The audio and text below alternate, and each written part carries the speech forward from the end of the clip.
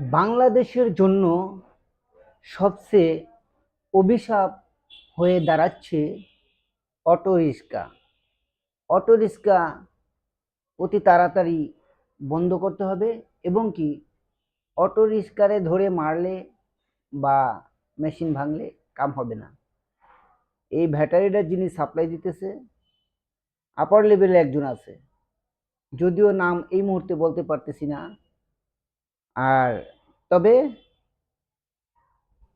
প্রশাসনের এই মধ্যেই একজন আছে, তিনি এটার রুট লেভেলে আছে আর কি, ব্যাটারি সাপ্লাই দেওয়ার। একটু যদি সেনাবাহিনীরা একটু যদি খেয়াল করে তাহলে ভালোভাবে বুঝতে পারবো যে এটা কোথা থেকে আসে।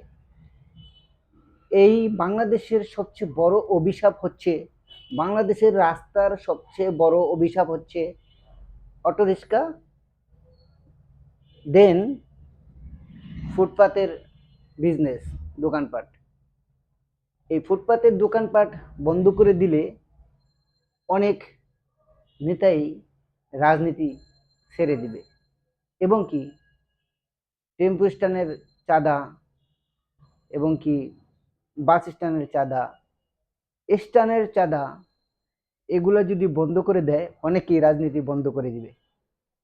আসসালামু আলাইকুম রহমতুল্লাহি ওয়া বারাকাতুহু।